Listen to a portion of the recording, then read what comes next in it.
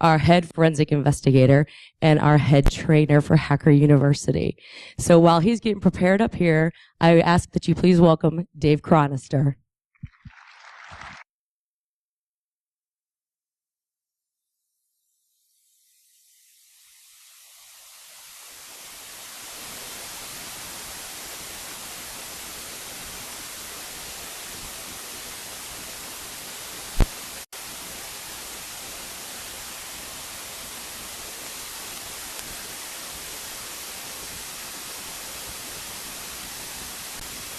Can you hear me? All right, so I'm going to be talking about social engineering. I will tell you the number one reason I am an expert at social engineering is I got her to marry me. So, if you guys don't realize it, Renee, where'd you go? She's the one that puts this conference on. We're just her monkeys that go around and carry stuff for her. If you know, she does marketing, she does everything. She is the heart and the soul of our company. So please give her a hand. Thank you. All right, let's start off with, what did you think of Kevin Johnson?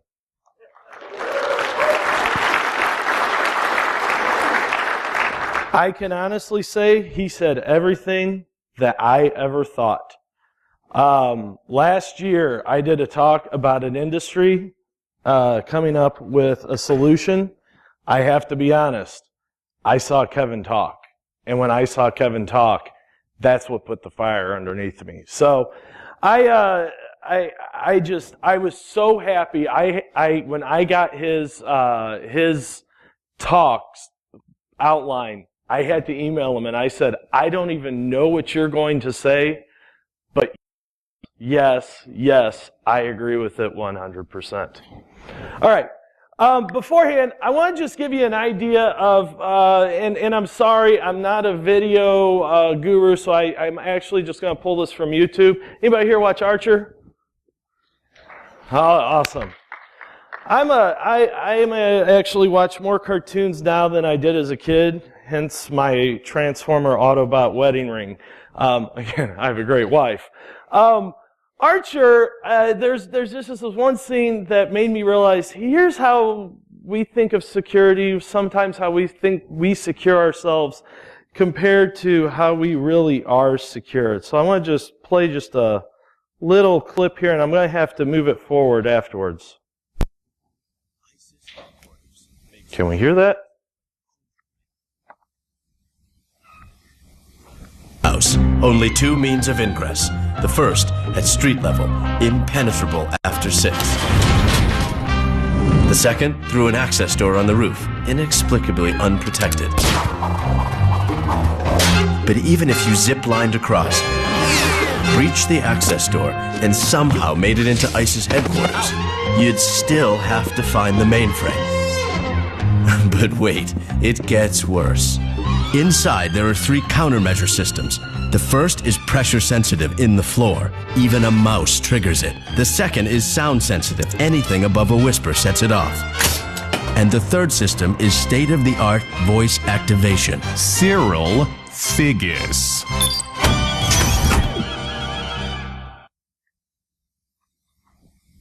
That's how we think of our security. Thanks for nothing, Carol. Now I have to break into ICE's headquarters in a $900 turtleneck.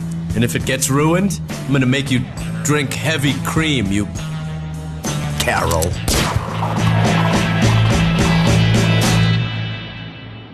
Wow, that was actually pretty easy. Thanks, new turtleneck. Oh, and thank you, duffel bag. Jesus, what else could go wrong? All fine. Cyril, come on, please. That was a naughty Nelly. Yes, hello. Hi, who's this? Cyril Figgis. I'm sorry, did you say Faggus? Figgis. Who is it? What is it? Figgis. Better not be Pam. Not faggot. Figgis. I was very Very clear. Hi, I'm a huge fan of cock, and my name is... Cyril Figgis. Holy shit, our security is atrocious. Seriously, it's really bad. Password. Password. How about guest? No way. It can't be. Jesus Christ, that is Just Babytown frolics. Okay, operations account.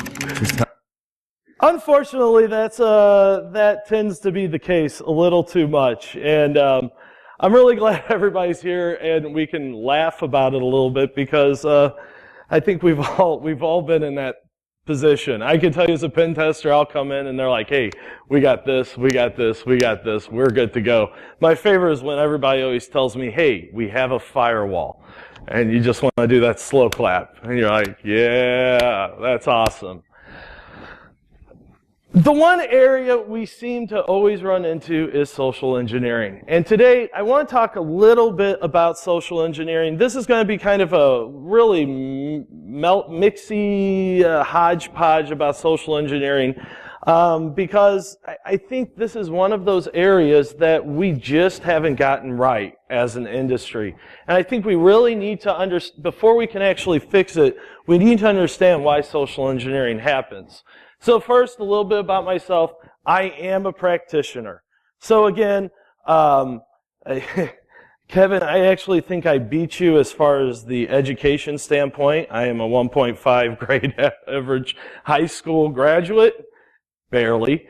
I do not do any research. I've spent the past 20 some odd years in IT. Everything I'm going to talk about, every scenario I talk to you about is stuff I have actually seen with my own eyes.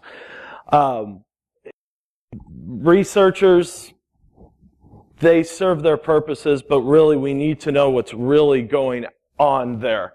I am an ethical hacker. I am a pen tester. I am a managing partner of Parameter Security. We do from pen testing to social engineering, physical social engineering, all the way to the exciting stuff of policies. So that's always exciting. Forensic investigator. I mention this every time I talk. You notice that my PI license is here. In the state of Missouri, starting January 1st of next year, if you are practicing incident response or digital forensics without being a PI, you will serve a year in jail. It is a felony. It is mandatory sentence. Do I agree with it? Hell no. But it's the law. If you're doing it without a license, your stuff will not be court-grade evidence. Also an instructor, QSA, ASV, again, co-founder. My better half is the one that founded it.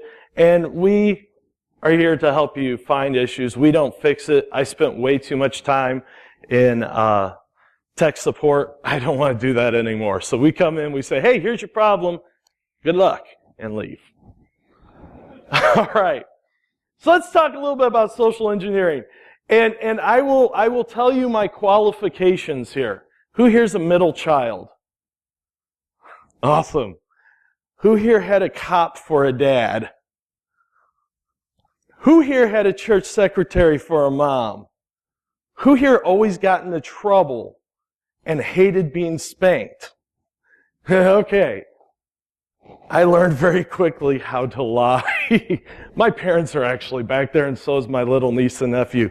Uncle Dave didn't lie that much. It's just playtime. All right. They're proud of me now. They're proud of me now. Weren't so proud before. One of the things I found out at an early age is if you told people what they wanted to hear, things were a little bit better for you. Especially if that wasn't what really happened, and it was good for you as well.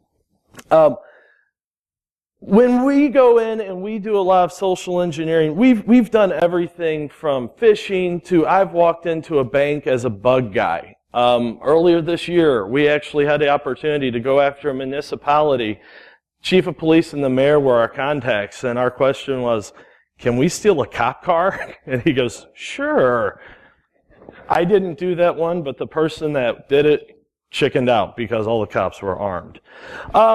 When we talk about social engineering, there is a lot of misunderstanding. Now, I have this nice little thing here. It talks about the clever manipulation of the natural human tendency to trust.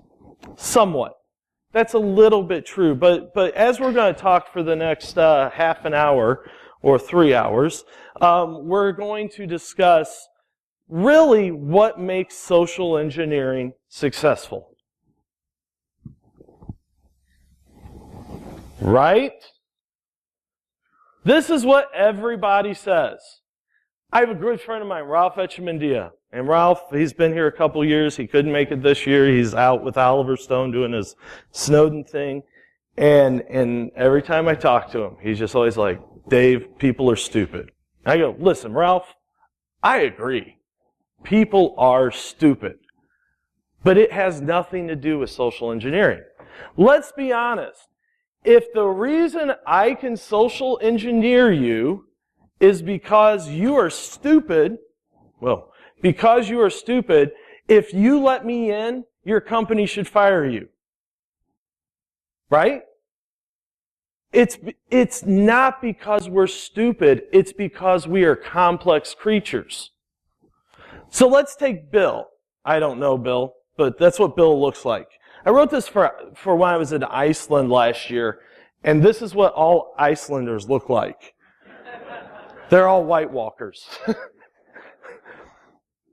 Now, we like to think of ourselves as logical, rational human beings. We think things through. We go in and we determine, this is what's good for me, this is what's bad. We do risk assessments in our head, right? Whether it be we need to install this software or, hey, a dump truck is speeding down the street, should I go across?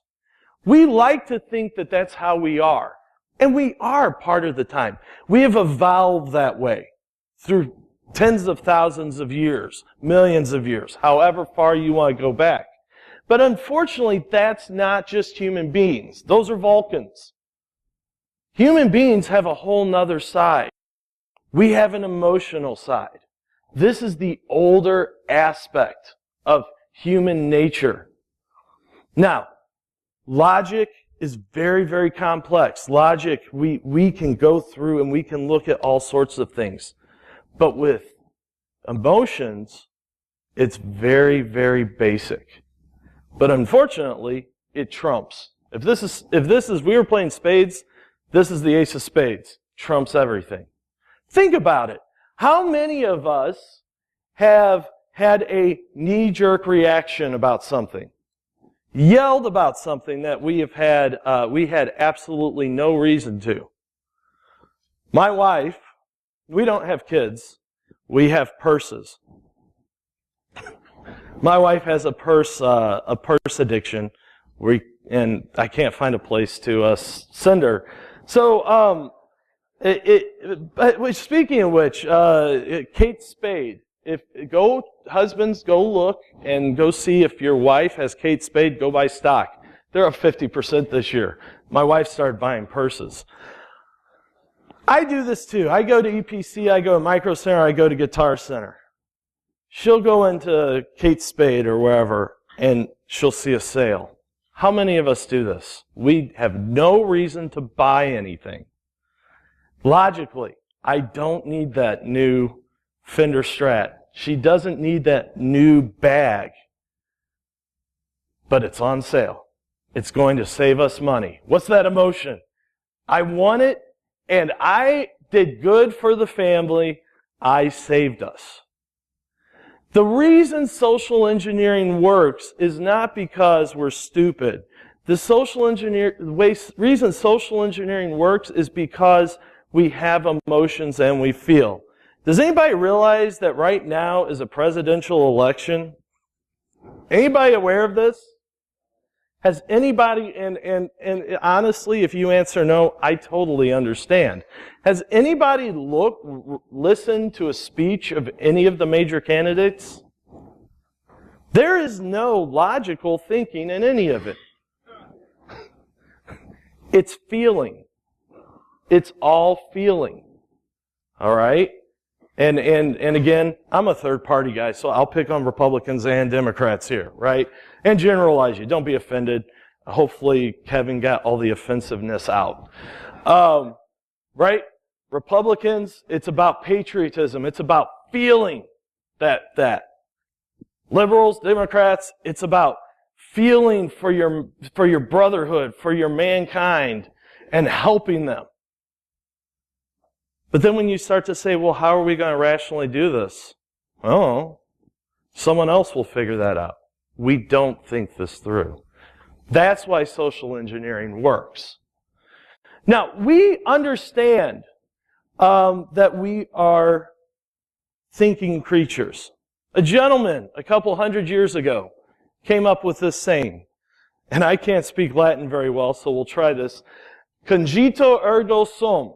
Anybody know what that means? I think, therefore I am. And for those of you that heard that from Monty Python, it's not I drink, therefore I am. It's I think, therefore I am. Descartes said this. And what he said is, because I can actually think, because I am aware, I am. And the whole idea was, can a dog think? Can a plant think? Can a flower think? You know? No.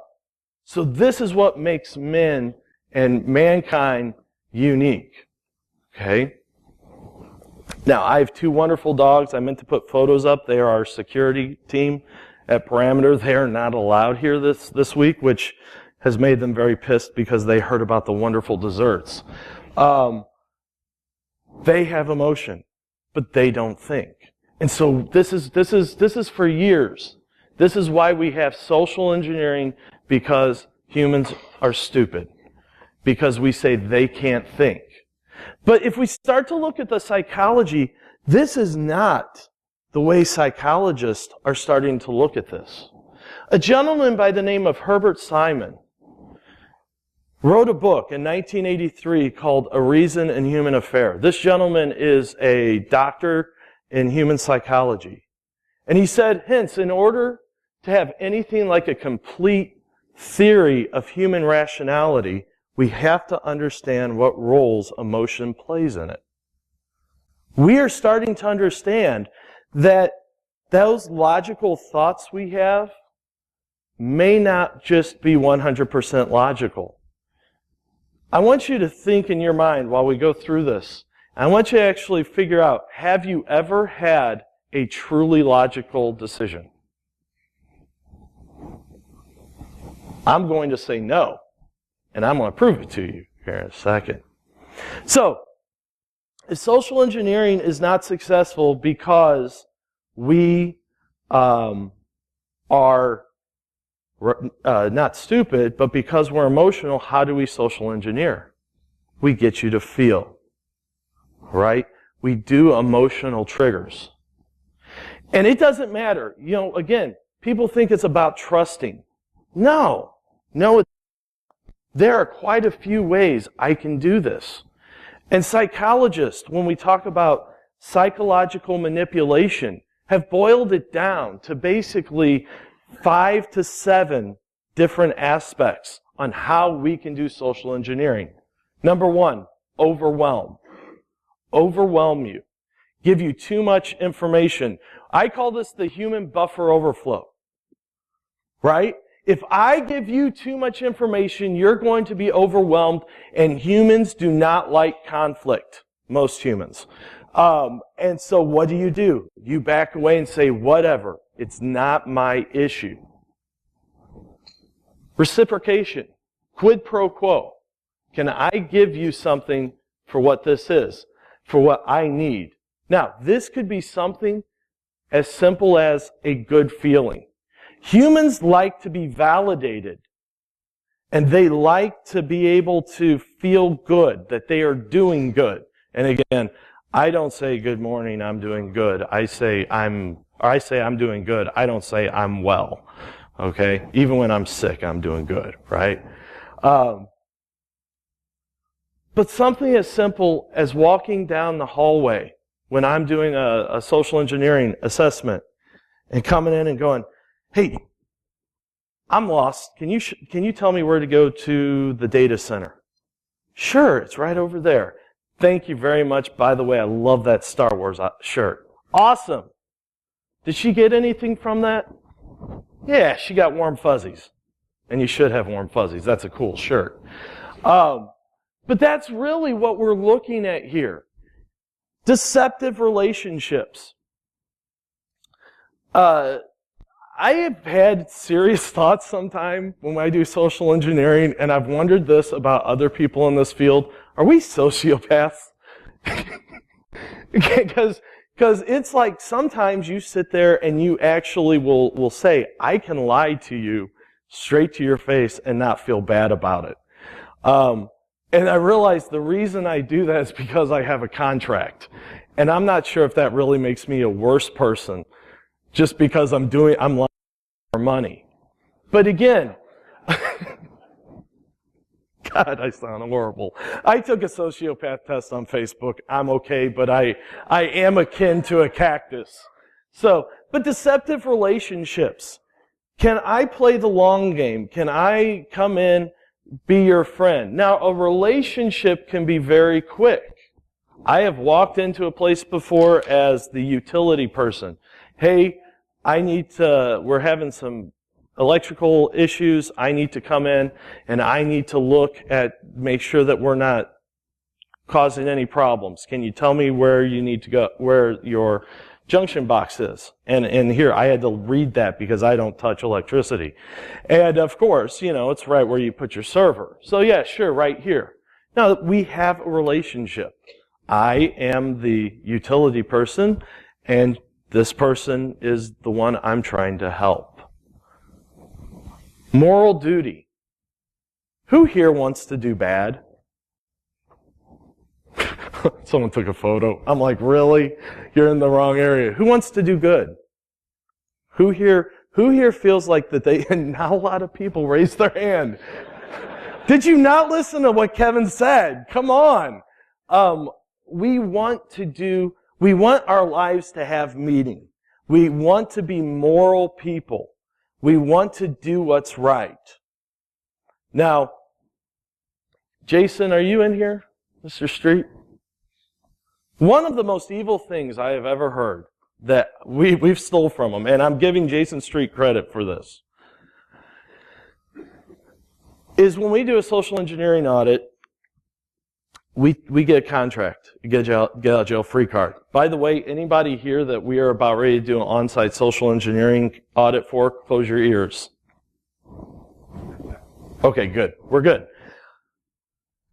The whole idea is if I'm going to have issues, if I go on there, I want to be stopped. I do not want to get in. I want to be stopped. And hopefully it's going to be security, it's going to be police, and hopefully they don't mace or shoot me. But before we get that, I take my get out of jail free card out of my pants and say, look, we have a contract. Jason came up with a brilliant idea. Well, you have this contract, why not make a second one? Right cheek, left cheek. And that second one has an addition. Oh, by the way, if you caught me, good job. Now you have to help me.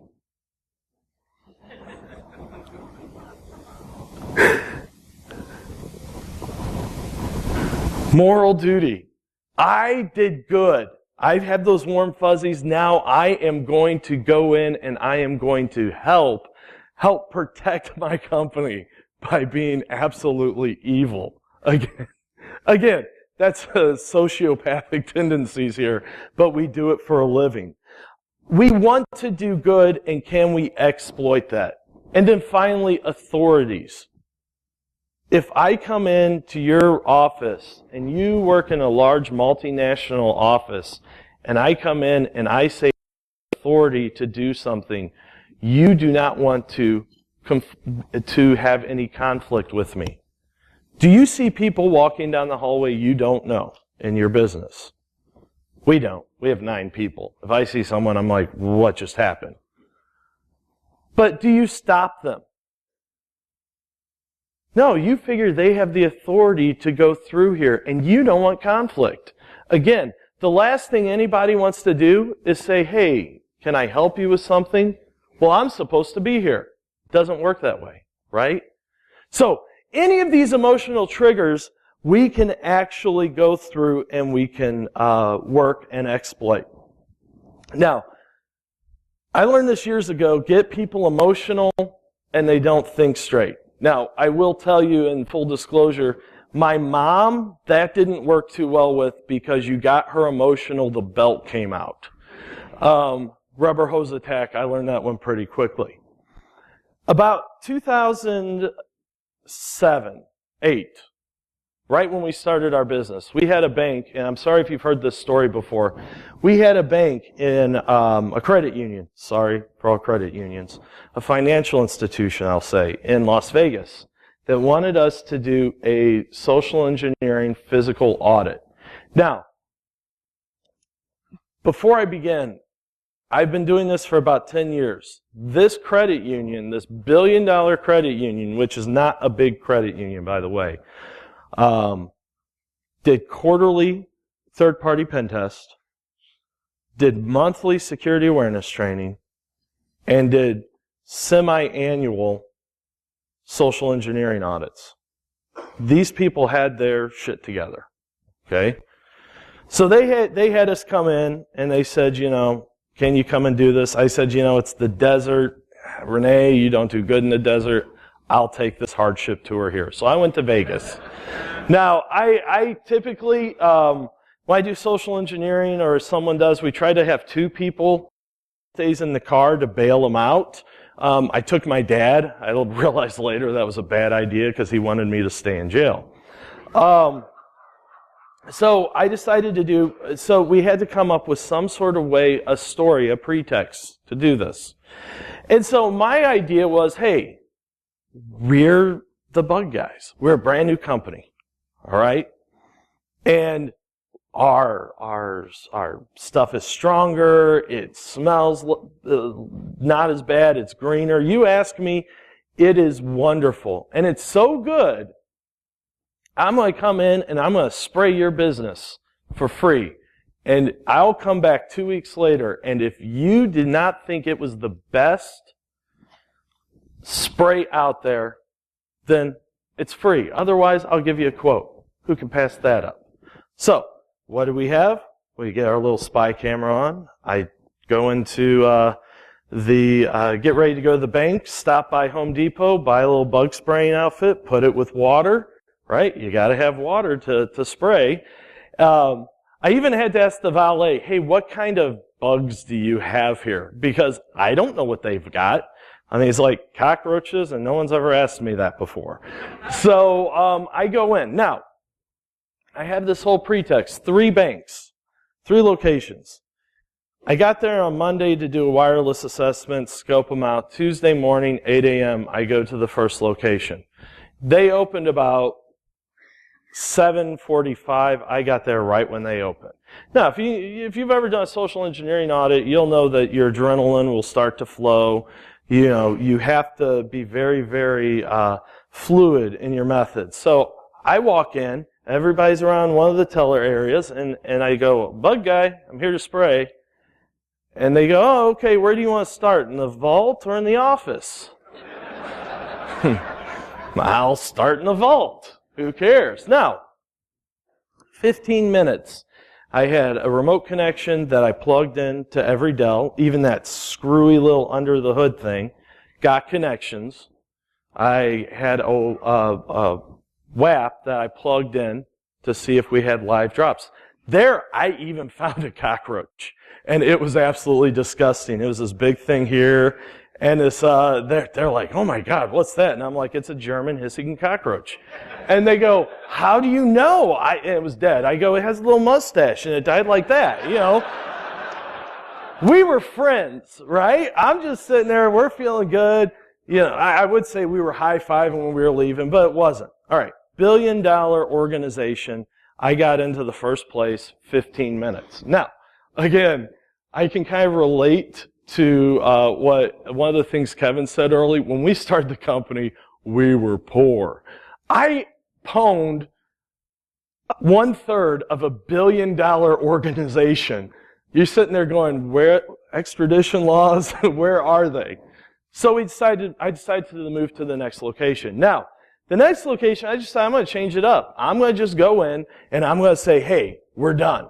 We don't need to worry about the whole pretext. I'm the bug guy. I'm here to spray. It worked last time. It will work this time. So I go to this location. It's in a strip mall. They have 2 of the bays. When I walk in here, you have new accounts, and then you had the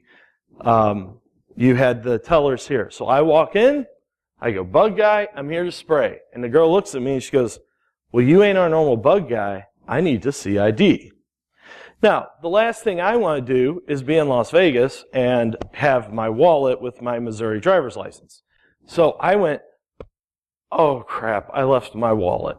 And I have business cards I'd made, right? And it's Ted Miller. I never use my own name. I use Ted Miller. Everybody hates him now. And I go, listen, I live all the way in Henderson. I was running late. My boss, I can go get it, but my boss will probably fire me, blah, blah, blah. No, I'm trying to get some sort of emotional. Besides, I don't know where Henderson is. I could have been in Henderson, right? So I come up, 2 tellers, just like this. I give her my business card. She looks at it. She looks at her partner, and she goes, out loud, I asked for an ID. He gives me a business card. All right, come on in.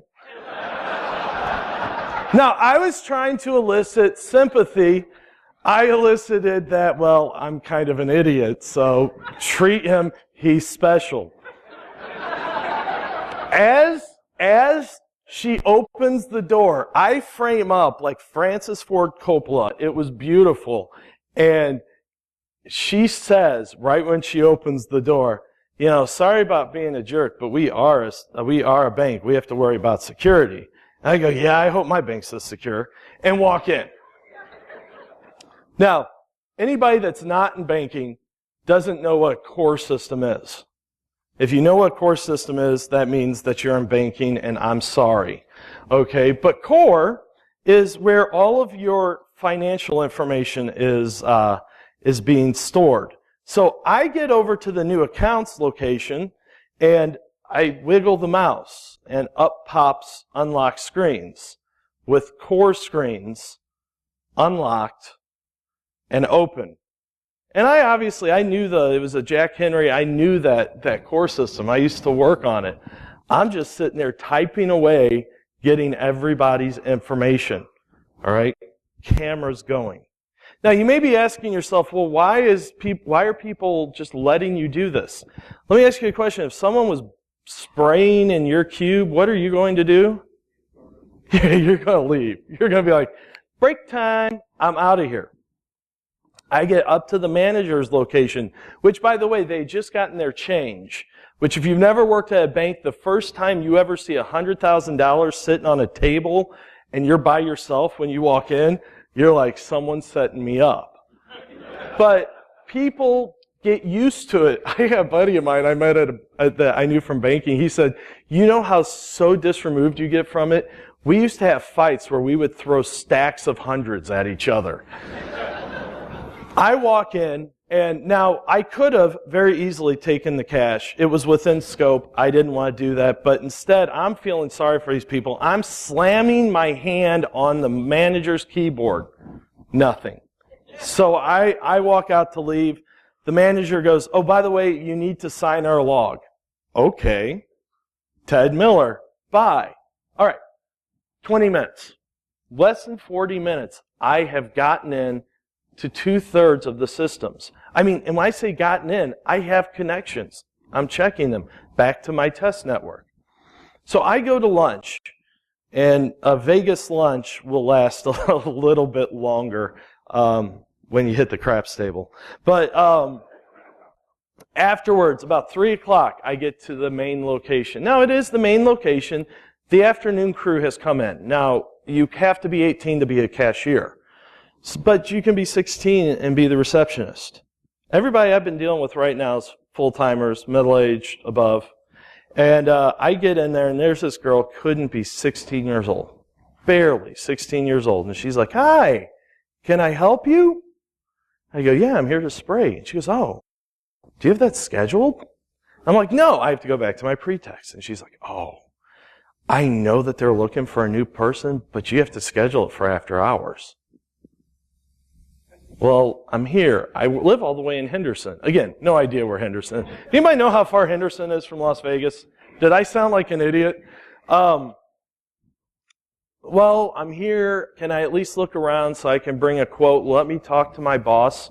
Now, her boss came out, HR, and she was very helpful. She was very helpful.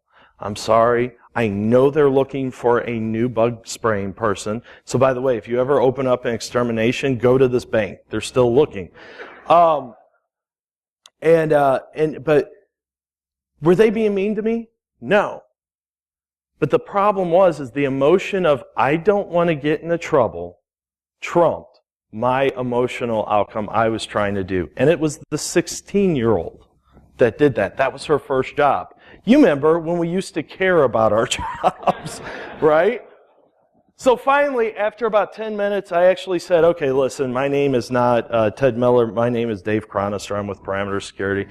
Can I talk to so-and-so? And you know, the whole thing is if you ever go see photos of me like in headshots and stuff, I don't look like I look, right? I have a shaved head. I kind of look like Uncle Fester, right? It's because I don't want to really walk into my contact. So I say, I need so-and-so, and the little girl goes, sir, I told you if you want to get our business, you have to. It took me another 10 minutes. Guy comes down. He goes, I know Dave Chronister is supposed to be here. I don't know you. Please show me ID. Well, I don't have my wallet, and exterminators don't show up in a Ford Tempo. So I park 3 blocks away. Get there. Bring it back. Show my ID. I go, listen, I'm flying out tonight to the crap stables, and I am going to, by the way, does anybody else have this opinion? If you're gambling in the town you live in, it's a gambling addiction. But if you gamble in somewhere else, it's vacation. I guess it's just me. So I go in and I say, listen, I'm about ready to leave. I can give you just kind of a little preliminary. And so he's like, yeah, sure. Let me see if everybody's available. So he's the VP of IT. We had the manager of IT. We had the president of the credit union. We all sat down at a table. And it was a little table like this. And we're all both on both sides, right? And at the time, my DVR, or my camera I used had a little mini DVR with a little screen on it. So I said, well, over the wireless assessment, I'm like, yeah, no, hiding your SSID doesn't make you secure, typical stuff. And I go, do you want to see how the security, the physical penetration went? And they're like, that would be great. Now, it actually was sorted newest to oldest. So they see what happens downstairs. And man, these guys are like having bromance, like high fives, virtual. This is why we do what we do, right? This is awesome. Yeah. Reinforcement. We get to the second person. And the second person, a little laughing. A little kind of, There was kind of some jokes about, well, good thing you caught her on a good day. She would have literally picked you up and thrown you out. She was a big girl. And I'm saying muscular. Yeah, I was afraid of that. But here was my thing is I'm going, that's the worst one, right? We go to the first one. And I'm sitting here going, God, don't hear the Hitler joke. And we go to the first one, right? Laughing, happy. Do you want to start in the vault? Do you want to start in this? And the president just loses it. More F-bombs than a Tarantino film. I mean, just blah, blah, blah, blah, blah, blah, blah, blah. Him and the VP are going back and forth. Now, I'm kind of confused because I'm like, listen, the worst person in this whole thing was the woman in the second visit because she knew better. She stopped me and then she relented. So I'm just sitting there and the manager of the IT group's looking at me and he says, were they nervous? Did they see him? I'm like, no, we were joking. Turn off the video, right? I'm like, no, we were having a good time. We were joking. I go, am I missing something here? And the president looks at me. He's just cherry red. He goes, yeah. Well, yesterday afternoon, that bank was robbed for $30,000. I was in there at 7:30 in the morning saying, be vigilant, be on guard, be on your toes. This is a bad thing. I walk in 15 minutes later. Bug guy, I'm here to spray. You want to go in the vault? This is why social engineering works. Now, none of those people are stupid that I know about, but it was emotional responses. It was deceptive relationships. It was them trying to feel good about me being able to do my job. Now, I asked you a question earlier. Have you ever had a logical decision in your mind, in your life? This gentleman right here, anybody ever heard of Antonio? I will bastardize that name. Damasio? He is a doctor. Neurology? You know what I'm saying. He found a phenomenon. Any of his patients that had had brain surgery or injuries to the frontal lobe, which deals with spirituality and emotions, he found none of them could make decisions. None of them. And we're not talking about, should I buy this house? We're talking about, you have a hot dog and you have a hamburger. Which one do you want? On your way to your house, do you go left or right? They could not make the simplest of any decision. And he came back and he said, listen, this is key. No matter how much a person analyzes, emotion will always determine the decision. So think about that one thought that you said, yeah, that was all logical. No, it was an emotional. When we started Parameter, Renee and I had a lot of drinking under our belt that night, and we said, hey, let's do this. When we came to the point of should we do this, we wrote down on a piece of paper, why should we do it? 3 lines. Why shouldn't we do it? 30 lines. Screw it. Let's do it. When we started ShowMeCon, there was 4 of us in the boardroom, and we were going, should we do this? Well, if we do this and it's successful, that's good. If it's unsuccessful, we go bankrupt. Screw it. Let's do it. Your house that you bought, your car that you bought, everything that you decide is determined with emotion. Now let's take this with security awareness or social engineering. If you cannot rely on someone to make a logical decision and deal with emotion, how do you ever expect to win? How do you ever expect to win? How do we get to there? All right. What I want to do real quick is before we start to talk about the solutions, I just want to kind of show some of the things you have to deal with security awareness training. Who runs their security awareness training program? Anybody? All right. Keep your hand up if you also do the technical support for that company. Okay, I used to do that. You know what my security awareness training was? This is what you're doing wrong that makes my life horrible. We have to understand, we've been dealing with it from a logical standpoint. And the problem is that's how we're going to deal with it. Can you expect your end user to be able to tell the difference between the real and the fake website?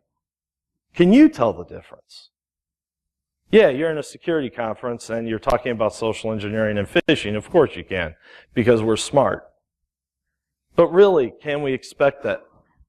Can we expect that our end users will realize that only one of these websites actually goes to McDonald's.com? How do we teach them that? And if we teach them that, how do we get them to feel that? Here's one for you. Does everybody know that you can spoof email? Right?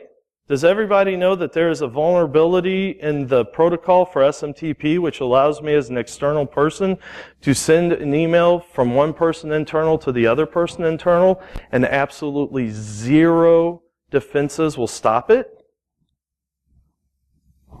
Looks a little like that. How do we expect our end users to deal with this? My solution is we have to get them to understand the basics but we really have to get back to feelings. What's right? What's wrong? Does something feel kosher? People trust their judgments. Emotion is what's driving it. We can't have logic overwhelm that. The emotion of everything being safe and secure just is not going to work anymore. Or the logic of safe and secure. So, number one, we need to understand that this is an emotional response. This is not a smart knowledge. What's good, what's bad. Number two, because of that, raise your hand if you can be social engineered in this room. All right, if you did not raise your hand, you are our next target. Everybody can be social engineered. I've fallen for those. You know what? I'm a human being. I'm not on my toes 24/7, right?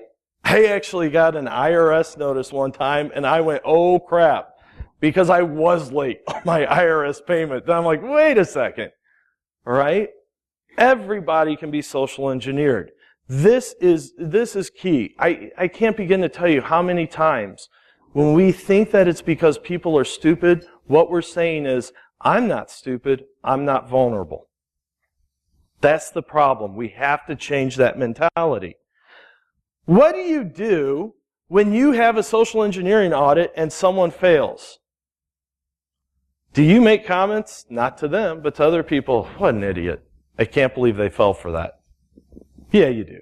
I've been in those meetings, right? If we know that it's not about knowledge, we need to change ourselves first.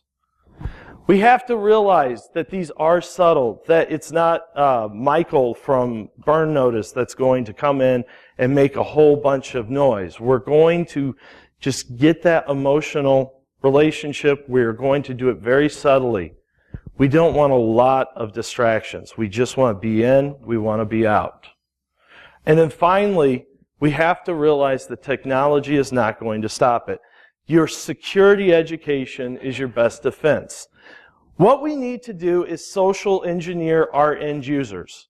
One of the coolest things about this research that I did for this is almost all of the papers out there are about how to social engineer people into a different mind of thinking. Now again, they talked about Mao, they talked about Stalin, they talked about Hitler. We don't want to follow them, but their techniques work. We get people to start to understand what feels right, what doesn't feel right. Almost every time that I have been caught with social engineering, when you went to talk to them, they said something just did not feel right. So in our security awareness training, do we reinforce you are not stupid? You are not in trouble. You are human beings. We need to understand what is right and what is wrong, and how do we make people feel better about this. All right. I told you it was short, and it was easy, because I have a little bit more I need to talk about here. But any questions? I either did really bad or really good. Yes?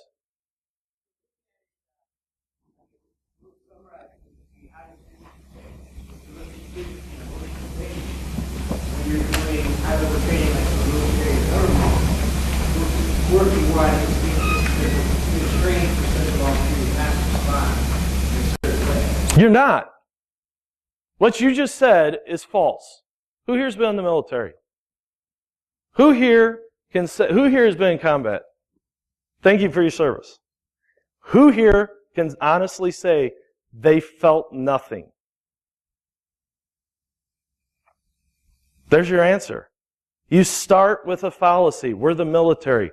We build you, we tear you down, we build you up. You're not a man or a woman anymore, you're a machine. No, you're a human. And it's the exact same way. We have to acknowledge it. And yeah, the military gets social engineered all the freaking time. They won't admit it. They won't admit that there's emotion there. For some reason, we have this idea of emotional being weakness. Anybody else? All right, real quick, I want to just give a little update of the industry talk. Oh, we had There was a question over there. Question. Yes.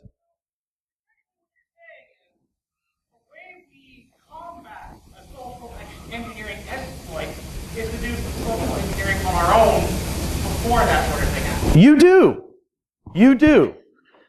Who here grew up in the 80s? Okay, I saw a lot of gray hair. Who was the bad guy in the 80s? What was the bad country in the 80s? Russia, the USSR. I've been to Russia. You know who the bad guy was in the USSR? It was the United States. We were social engineered. No, I don't know whether it was good or bad. We were taught this is our enemy. They are bad. They are out to harm us. We were social engineered for that. We are social engineered by our children. Who here has kids? Who here teaches their kids right and wrong? Some of you didn't raise your hand. You're like, I don't know. You're social engineering your children. Social engineering is manipulation of emotions. This can be used for good. This can be used for bad. We need to get people to understand what is good, what is bad, how to feel. Did I answer it? You're writing it down, so I guess that's a good thing. That's it in a nutshell. No, this is me in a nutshell. I'm in a nutshell. Please let me out. All right, real quick. Before we go to lunch, and we will be going to lunch here. Last year, who heard my talk about the industry and nonprofit? Okay. Yeah, because almost every one of you has been reminding me, and we have talked about it. Everybody in my company has. We have been busy. But last night, I had an amazing talk with some really cool people. I think Kevin hit it. As an industry, we got to get our shit together. We can no longer be selling 0 days. We can no longer be fighting with each other. Like he said, we're competitors, but are we? We're on the same team. We're just in different locations. I respect that guy. Almost everybody here is a competitor, but we're all on the same team. We have to fix our problems. The issue that we have right now is we have a very bad reputation in the world. You know, when people hear I'm an ethical hacker, they always have some little smart-ass comment, you know. Oh, yeah, that's an oxymoron, like military intelligence. I'm like, well, the military is intelligence, and screw you. You're a lawyer. That's the last person that said it. So no offense to lawyers in here if there are any. But we gotta quit shooting ourselves in the foot. So last year I said we're going to come up with some sort of group of people smarter than me, smarter than a good group of people that all they want to do is they want to help. And we don't have all the solutions right now, but we are trying to figure it out. Those that agreed to do it, can you come up here real quick?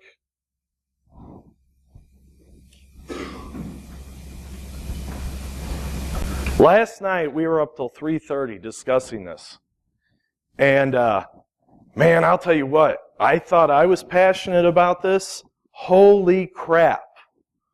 I'm like a Vulcan when it comes to this.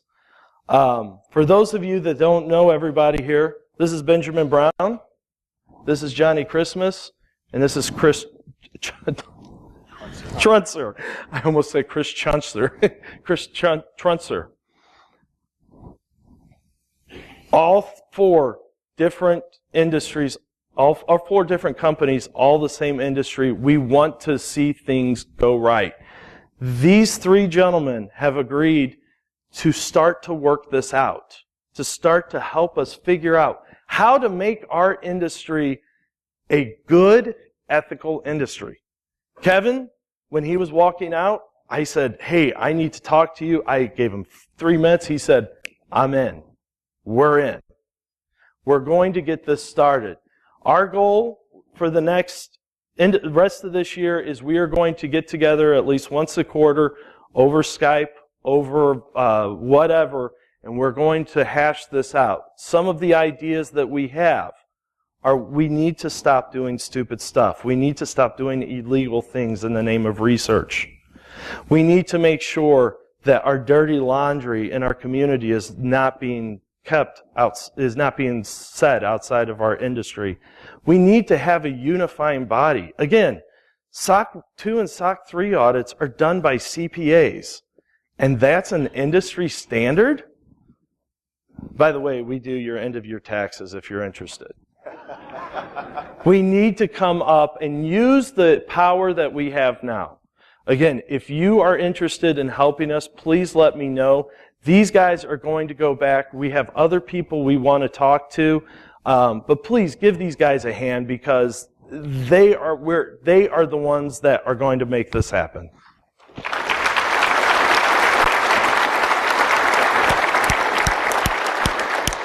All right. And with that, go to lunch.